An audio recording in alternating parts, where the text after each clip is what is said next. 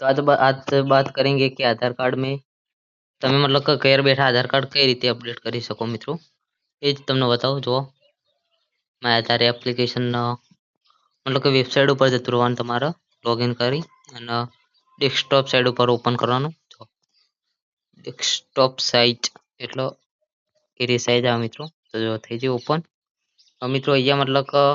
બધી સેવાઓ આપી હોય તમારે મતલબ કે અહીંયા સર્વિસ ઉપર અડવાનું ક્લિક કરવાનું મતલબ કે જો અહીંયા જો બધી સર્વિસો આપી દીધી જો ચેક આધાર સ્ટેટસ બસ બીજી ઘણી સેવાઓ આપી હોય ચેક ઈમેલ મોબાઈલ લિંક બસ ચેક ઇનરોલ્ડ અપડેટ સ્ટેટસ મતલબ કે અહીંયા તમને બધી સેવાઓ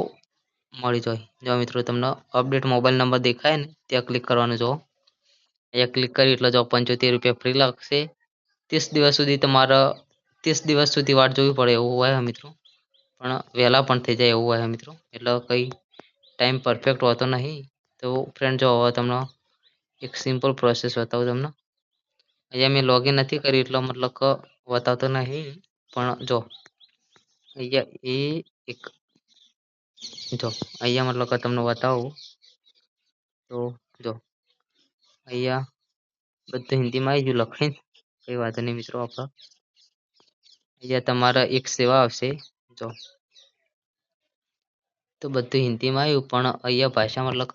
કે ઇંગ્લિશ કરવી પડશે આપણે જેમ કે ઇંગ્લિશમાં મજા આવી જાય ઇંગ્લિશ મતલબ કે નોલેજ વાળી ભાષા આપણને એમાં સારી ખબર પડે તો જો અહીંયા એડ્રેસ અપડેટ પછી ચેક અપડેટ સ્ટેટસ પછી વિઝ્યુઅલ સર્વિસ ઉપર ક્લિક કરો એટલે બીજી સર્વિસો પણ આવી જાય update service check banking bank sending status તો mobile OTP is requirement check Aadhaar status download Aadhaar ના અપડેટ તો અહીંયા મતલબ કે તમારે એડ્રેસ અપડેટ કરવું હોય તો 75 રૂપિયા આપીને કરી શકો છો તો બીજી પણ જો અહીંયા તમારો ફોટો બદલવો હોય તોય બદલી શકો પછી અપડેટ એડ્રેસ અને અહીંયા નીચે જો મિત્રો ડાઉનલોડ આધાર કાર્ડ પછી આધાર